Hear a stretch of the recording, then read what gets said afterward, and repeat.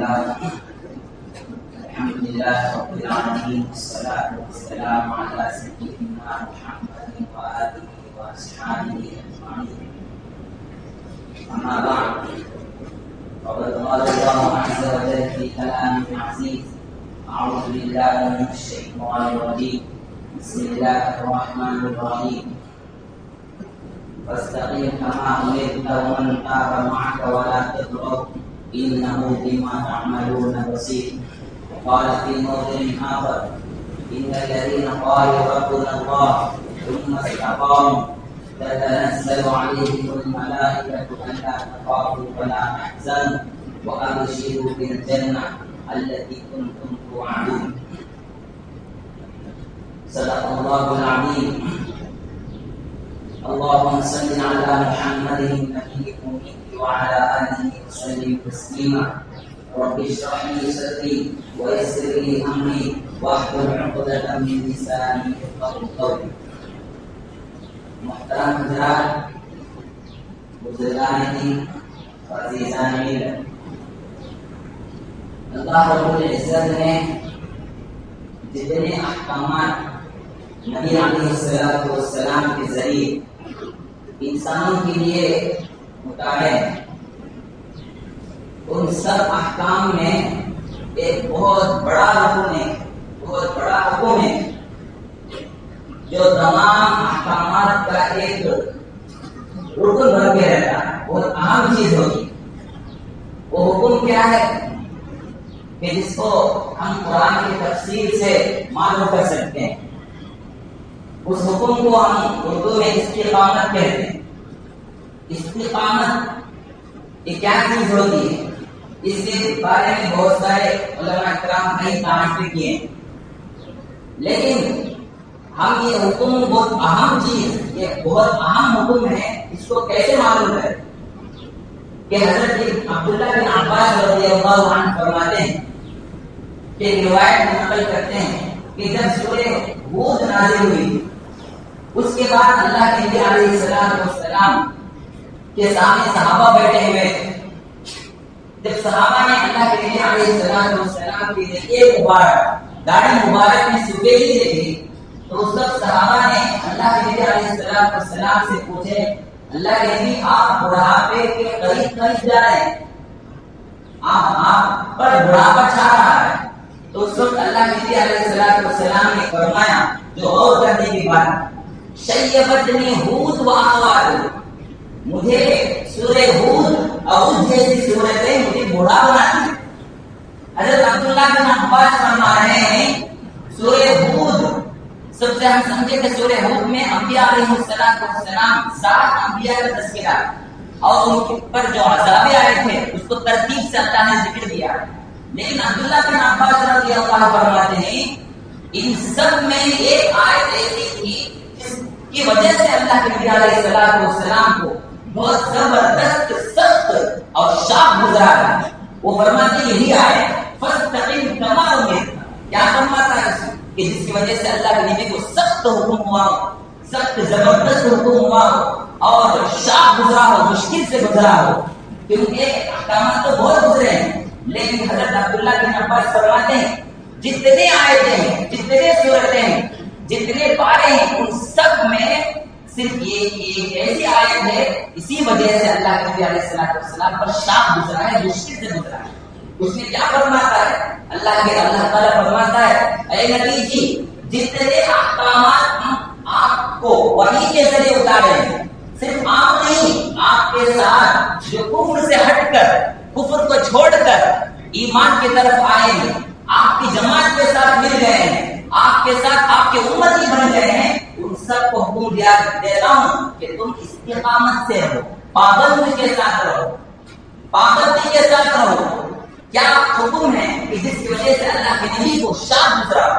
استقامت کا معنی ہم پہلے سمجھے تاکہ ہمیں معلوم ہو جائے کہ استقامت کیسے رہے، کیا کریں.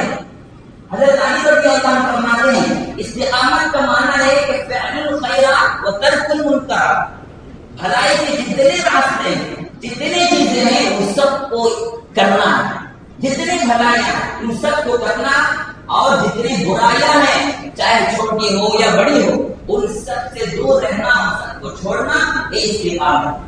اور علماء کرام فرماتے ہیں استقامت کا معنی المداومہ المحافظہ علی الصلوات المکتوبہ، جو 5 نمازیں جو فرض کیے گئے ہیں ان کی پابندی کرنا، یہ استقامت۔ اور بہت سے واقعات اور بہت سے استقامت کی تعریفیں کیے ہیں، ڈیفینیشنز کیے ہیں، لیکن ہمیں ایک تاریخ سے، ہمیں ایک واقعے سے ہمیں اچھی طرح استقامت کا معنی معلوم ہو جاتا ہے۔ ایک مرتبہ کتاب میں لکھے ہیں کہ حضرت سیدی سبتی رحمۃ اللہ علیہ، وہ بڑے بزرگ گزر چکے ہیں اور ان کی کرامات بھی بہت سارے ہیں۔ ان کے واقعے بیان کرتے ہیں کہ ایک مرتبہ دھوپ میں دوپہر کے وقت چل رہے تھے تو اچانک ان کو تھکاوٹ زیادہ ہو گئی۔ جب تھکنے کی وجہ سے ایک درخت کے نیچے آرام کی اور آرام کرنے قیلولہ کے لیے اس کی نیت سے سو گئے۔ جب آرام کر کے اٹھے تو ایک آواز آنے لگی، آس پاس دیکھے کوئی بھی نہیں ہے، پھر آواز آئی یا ستی کل مثلی۔ اچانک دیکھے کہ کیا آواز ہے تو معلوم کر لیے کہ درخت کی آواز ہے۔ ایک کرامت اولیاء سے ہوتی رہتی ہے کہ ہمارے عقل سے بالا کر۔ تو وہ جب آواز درخت سے سنے تو فوراً حضرت سیدی سبتی رحمۃ اللہ علیہ نے کہا کئی بار تم مثلا کر، تو اس نے پہلے درخت نے کہا کہ تم مجھ جیسا بن جاؤ۔ درخت نے کہا اے سیدی سبتی تم میرے جیسا بن جاؤ، کہ میری حالت ایسی ہے کہ وہ خود درخت کہنے لگا کہ ان الذین یرموننی بالاحجار فارمیہم بالاحمار، جو لوگ مجھے پتھر سے مارتے ہیں میں ان کو بھر دیتا ہوں۔ اس طرح زندگی گزارا۔ تو حضرت فرمانے لگے آگے یہ تو ٹھیک ہے تیرے خوبی ہے، میں تیرے جیسے بننے کی میں کوشش کرتا ہوں، لیکن تیری خامی کیا ہے؟ تیرے اندر کیا وہ خامی ہے، کیا غلطی ہے، کیا خطا ہے کہ جس کی وجہ سے تو آپ کی غذا بن گیا، آپ کو جلانے کے لیے درخت استعمال کرتے ہیں، تو کیسا بن گیا؟ تو اس وقت اس نے کہا افسوس سے کہنے لگا میرے اتنے خوبیاں ہیں، اس کے باوجود میری ایک خامی اللہ کو پسند نہیں آئی، ایک خامی اللہ کو محبوب نہیں تھی، اس وجہ سے مجھے اللہ آپ کے غذا بنا دیا۔ وہ اس کے بعد اس نے کہا وہ یہ ہے کہ فعملے کے بھوا آکدہ وہاں کرا، کہنے لگا کہ میں خواہشات کے پیچھے پڑ کے ادھر بھی جھکتا ہوں ادھر بھی جھکتا ہوں، جدھر ہوا چلتی ہے ادھر جھک جاتا ہوں۔ اس سے معلوم ہوتا ہے استقامت کیا مانا۔ وہ درخت خود کہتا ہے میرے اندر استقامت نہیں ہے، اسی لیے اردو میں کہتے ہیں چلو تم ادھر کو ہوا ہو جدھر سے، جہاں ہوا چلتی ہے ادھر ہی گھوم جاتے ہیں۔ ہم جب جوش آئے تو فوراً جیسے ربیع الاول میں رہنا ہے، جوش میں آ گئے فوراً صلوات پڑھنا، درود پڑھنا، سنت کے بارے میں میلاد کرنا۔ لیکن جب ربیع الاول کا چاند ختم ہو کے جب جماعت الاولیٰ شروع ہوتا ہے، نہیں بلکہ جب ربیع الاول کے 12 دن ختم ہوتی ہے، بس ہمیں سنت سے کوئی واسطہ نہیں، بس ہماری سنتیں ختم ہو گئی۔ سال میں صرف یہ 12 دن سنت کی پابندی کرنا ہے، اس کے علاوہ ہماری سنت کی پابندی ضرورت نہیں، یہ ہماری حالت ہے۔ تو میرا استقامت کیسے ہونا ہے؟ صحابہ جیسے ہونا ہے، اور ان سے پہلے جتنے لوگ گزرے ہیں ان سب کے اندر، ان سب کی زندگی کے اندر استقامت کے اعمال اور استقامت شریعت کے مطالعہ پر استقامت چل رہی ہے۔ چنانچہ ہم واقعات دیکھتے ہیں، حضرت مشاطہ جو فرعون کے قلعے میں ایک باندی تھی، ایک لونڈی تھی فرعون کی، اس نے بھی اسلام قبول کر لی۔ جب اسلام قبول کر لی تو اس کا وزیر سن گیا تھا، جب بیوی اٹھا رہی تھی تو مشہور واقعہ اٹھا رہی تھی تو اس نے کہا میں لا الہ الا اللہ موسیٰ کلیم اللہ، کہ موسیٰ علیہ السلام کو خدا ہے تو اس پر ایمان لاتی ہوں۔ تو یہ جب وزیر سنا تو فوراً جا کے وہ فرعون کے پاس کہہ دیا کہ فرعون تجھے رب مانتی نہیں ہے، تیرے باندھی کو تیرے قلعے میں رہ کر تیرے ہاتھ میں رہ کر تجھے نہیں مانتی۔ تو فرعون فوراً بلایا اور بلا کے کہنے لگا کہ اگر تو ایمان کو چھوڑے گی تجھے میں سزا نہیں دوں گا، اگر تو ایمان سے دستبردار نہ ہو تو دور نہ ہو تو ہم تجھے سزا دیں گے، سخت سزا دیں گے۔ اس کے بعد سب کو بلایا، اس نے کہا تم جو بھی کرنا ہے کر لو، اور اسلام سے ہٹنے والی نہیں ہے۔ تو اس وقت حضرت مشاطہ سے اتنے حالات گزرے ہیں کہ روایت کتابوں میں لکھا ہے کہ فرعون نے ان کو اتنا سخت تکلیف دیا کہ کتاب میں لکھا ہے کہ سخت آگ میں کھول کے تیل کو کھولا کے سب کے سامنے اس کو ڈال دیا. اس کے بعد قریب میں معلوم ہوا کہ ڈالنے کے لیے گیا تو وزیر نے کہا اس کی چھوٹی سی بچی بھی ہے, ہو سکتا ہے کہ اگر وہ بچی کو لے کر آئے تو شاید اس کو قبول کر لے گی, آپ خبر مان لیں گی. تو اس نے کہا کہ میری بچی کو لے کر آؤ, اس کو بھی سزا دو, تب بھی میں اس کو قبول کرنے والی نہیں, میں خود کو رب ماننے والی نہیں. اس کے بعد روایت میں آتا ہے جب معراج میں اللہ کے نبی علیہ السلام گئے تھے تو روایت میں ملتی ہے بات کہ اللہ کے نبی علیہ السلام ایک مکان سے گزرے. اس وقت حضرت جبرائیل سے پوچھ رہے ہیں کہ کون سا مکان ہے اس میں اتنی خوشبو آ رہی ہے. تو اس وقت حضرت جبرائیل نے فرمایا کہ وہ مکان ہے کہ جہاں مشاہدہ کی قبر ہے, مشاہدہ کی قبر بنی ہوئی ہے, اس قبر سے اتنی خوشبو آ رہی ہے. تو یہ حالات ہے استقامت کی وجہ سے اللہ نے اتنے بلند مرتبہ عطا کیا. تو یہ استقامت ہے, اس کی وجہ سے اللہ تعالیٰ اتنے خوش ہوتے ہیں استقامت کی وجہ سے کہ حتیٰ کہ اللہ تعالیٰ قرآن کے اندر گھوڑوں کا بھی تذکرہ کیا. کیوں؟ اس کے اندر استقامت ہے, اپنے مالک کی بات ماننے میں پابند ہے. اس وجہ سے اللہ نے ایک سورت مستقل گھوڑوں کی صفات پر قسم کھاتے ہوئے اللہ نے سورہ عادیات کا ذکر فرمایا. اللہ نے والعادیات ضبحا, کہ وہ گھوڑے, ان گھوڑے کی جو دھول نکلتے ہیں, جو ٹاپ مار کے جو چنگاری نکالتے ہیں, جنگ کے میدان میں جو جنگ کرتے ہیں اپنے مالک کی بات مانتے ہوئے, تو ان کی قسم کھاتے ہوئے اللہ کہتا ہے ان گھوڑوں کی قسم انسان تو اپنے اللہ سے بھول کر بیٹھا, انسان میں رب نہیں لا کر وہ اپنے رب کو انکار کرتے ہوئے بیٹھا ہے, اپنے رب کا ناشکرا ہے. یہ اللہ تعالیٰ آگے فرماتا ہے. تو اس لیے ہم استقامت سے ہیں. حضرت عبداللہ بن ثقفی رضی اللہ عنہ, حضرت سفیان بن عبداللہ ثقفی رضی اللہ عنہ فرماتے ہیں ایک مرتبہ اللہ کے نبی علیہ السلام کی خدمت میں حاضر ہوا. میں نے پوچھا اللہ کے نبی علیہ السلام مجھے ایک ایسی بات بتلا دیجیے کہ میں کبھی اس کے بعد کسی سے پوچھنے کی مجھے نوبت نہ آئے, مجھے ضرورت نہ پڑے, میں اس پر ہمیشہ عمل کرتے رہوں. تو اس وقت اللہ کے نبی نے فرمایا قل آمنت باللہ فاستقم, تو اللہ پر ایمان لا, تو کہ میں اللہ کے جتنے احکامات ہیں سب پر میں پابند ہوں, سب کے احکام پر ایمان لاتا ہوں. پھر اللہ کے نبی نے فرمایا جتنے احکام تو نے سنا ہے فاستقم, اس پر استقامت سے لگے رہو, اس میں مداومت کے ساتھ لگے رہو, اس میں ہمیشہ کی پختگی پیدا کرو. یہ حالت ہے ہماری کہ ہم جب کہ کوئی جوش میں آتے ہیں تو ہمارے ہوش بھی کھو جاتے ہیں, کتنا عمل کرتے ہیں, جو ہی جب وہ حالت بدل جاتی ہے تو ہم بدل جاتے ہیں. اس لیے استقامت کی بہت ضرورت ہے. جب ہم استقامت میں لگنا چاہتے ہیں تو اللہ تعالیٰ کے ہمارے اتنے دشمن ہیں کہ ہم گنتی بھی نہیں کرتے. لیکن اللہ تعالیٰ فرماتے ہیں کہ جب انسان استقامت میں لگنا چاہتا ہے تو سر پہلے 3 قسم کے دشمن اس کے سامنے کھڑے ہو جاتے ہیں. پہلا دشمن ہے, سب سے بڑا دشمن ہے وہ شیطان ہے. وہ آ کے ہمارے سامنے کھڑے ہو جاتا ہے اور بہکانا شروع کرتا ہے. سود لے لے کیا ہوگا, سود تو آئندہ بننے کا ہی ہے, آپ آئندہ لے لے, ضرورت نہیں آپ اس مرتبہ لے لیں. تو اس طرح جو ہے آگے پیچھے ہٹاتا ہے, ہماری شریعت مطالعہ پر عمل کرنے سے دور کرا. نماز پڑھنا ہے, ابھی کیا ضرورت ہے, اب تو اور بھی وقت ہے, اور بھی وقت باقی ہے, جمعہ ابھی نہیں آیا ہے, فلاں حالت نہیں آیا ہے, حالات گزرے تو جب نماز پڑھ لیں گے. حالات تو صحیح ہے, حتیٰ کہ بعض لوگ اتنا کہتے ہیں کہ نماز پڑھنے کی جب دعوت دی جائے تو کہتے ہیں ہم تو کوئی گناہ نہیں کہ نماز پڑھنے کی کیا ضرورت ہے, نماز پڑھنے کی کیا ضرورت ہے, ہم تو گناہ ہے, نماز چھوڑنا ہی بڑا گناہ ہے, لیکن کو معلوم ہی نہیں ہو رہا. یہ حالت گزر گئی. تو اس لیے سب سے پہلا دشمن ہے شیطان. اللہ کہتا ہے وَمَن يَعْشُ عَنْ ذِكْرِ الرَّحْمَنِ, جو شخص رحمان کو یاد کرنے سے بھول جاتا ہو, اللہ کو یاد کرنے سے دور ہوتا ہو, اللہ کہتا ہے نقیض لہ شیطانا, ہم اس کے لیے ایک شیطان مقرر کر دیتے ہیں. فَهُوَ لَهُ قَرِينٌ, پھر دھیرے دھیرے وہ دوست بن جاتا ہے.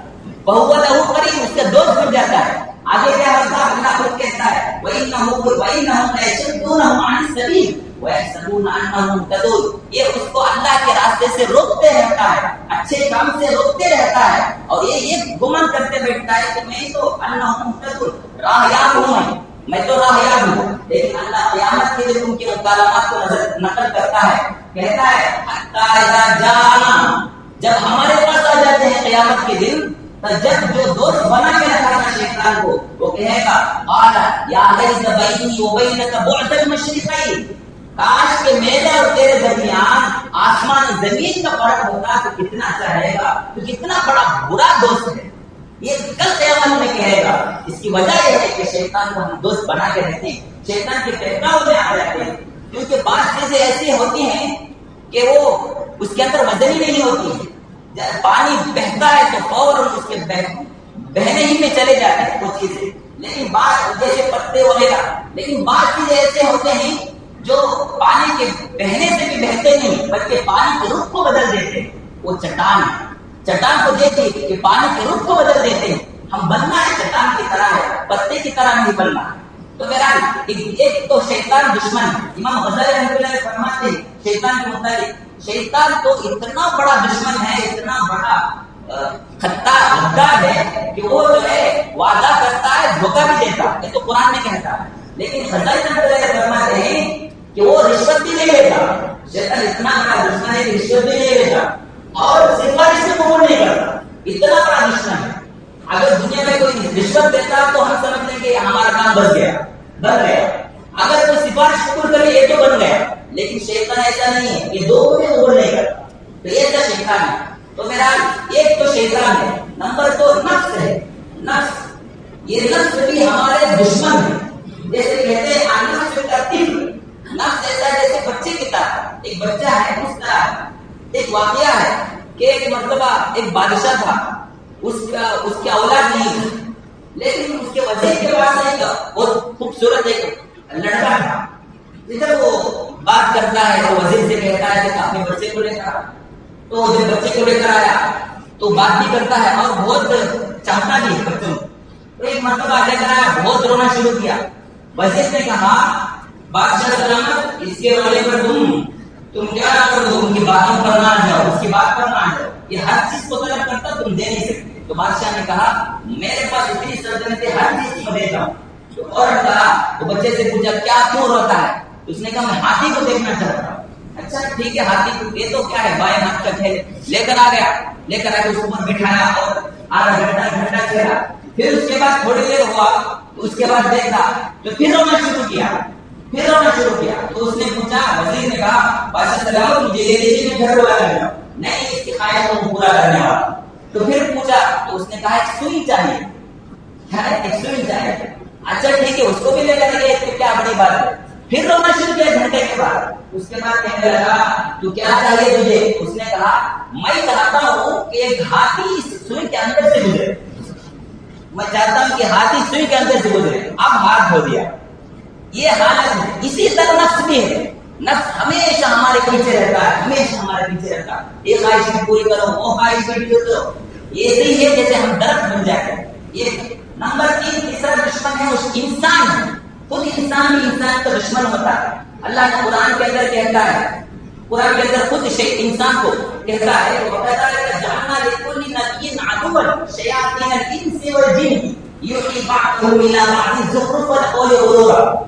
ہم ہر نبی کے ساتھ ایک دشمن کو پیدا کیے۔ جب نبی کے ساتھ ہے تو انسان کے ساتھ بدل جولا ہے، تو ہر انسان کے پاس شیطان کا بھی ایک شیطان، جن کا بھی شیطان ہوتا ہے، انسانوں کا بھی ایک شیطان ہوتا ہے۔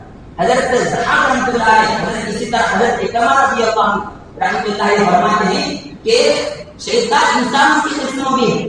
شیطان نے 2 جماعتیں بنائے، ایک جماعت تو شیطان نے اپنی ایک جماعت کو جنات کے پاس بھیجا اور ایک جماعت کو انسانوں کے پاس بھیجا۔ وہ آپس میں بات کرتے ہیں اور آپس میں اس سے بچنے کی کوشش کرتے ہیں اور دوسروں پر جو ہے احکامات سے دور کرنے کی کوشش کرتے ہیں۔ تو یہ اسی لیے حضرت اللہ روایت میں آتا ہے، اللہ کے نبی علیہ السلام حضرت ابو ذر رضی اللہ عنہ سے فرمایا کہ تم یا ابا ذر تعبد باللہ من الجن والانس، من شیاطین الجن والانس، اے ابو ذر تم اللہ سے پناہ مانگو، انسان کے جو شیطان ہیں ان سے بھی پناہ مانگو اور جو جنات کے شیاطین ہیں ان سے بھی پناہ مانگو۔ تو حضرت ابو ذر نے کہا اوامر شیاطین الجن انس، کیا اللہ کے نبی جنات کے شیاطین کو میں سنا انسان کے شیاطین ہوتے ہیں؟ تو تو اللہ نے فرمایا نعم ہوتے یوحی بعضهم الی بعض زخرف القول غرورا، برے باتوں کو دھوکے کے انداز میں پیش کرتے ہیں. تو اسی لیے ہمیں تین گروہ سے بھی بچنا ہے. ہم اللہ کے احکامات کے پابند ہونا ہے. ہم جتنے احکامات کے پابند ہوتے ہیں اللہ تعالیٰ اس کے راستے ہوتے ہیں، کیونکہ اللہ کی ذات ایسی ہے کہ جو گرنے والا ہے اس کو تھامنے والا. جیسے ایک بچہ ہے، بچے کو چلنا نہیں آتا، باپ کو معلوم ہے، لیکن پھر بھی باپ کہتا ہے چل کر میرے پاس آؤ. اس کو معلوم ہے اگر چلے گا تو گر جائے گا، لیکن باپ بیٹا جب گرنے کے لیے جاتا ہے تو فوراً باپ کو چلے جاتا ہے تاکہ اس کو تھام لے. بالکل اسی طرح اللہ رب العزت کی ذات بھی ہے کہ اللہ تعالیٰ ہمیں استقامت کا حکم دے کر خود اللہ تعالیٰ اپنے پاس ذمہ داری لے رہا ہے کہ تم استقامت میں رہو، ہر چیز پر مداومت کرو، محافظت کرو، اس کی پابندی کرو. اس کے بعد تمہیں جو غلطیاں آتی ہیں، تمہیں جو کوتاہیاں آتی ہیں، ہم اس کو دور کرنے والے ہیں. اللہ تعالیٰ سے دعا ہے کہ اللہ تعالیٰ ہم تمام کو استقامت کے ساتھ زندگی گزارنے کی توفیق نصیب فرمائے. آمین.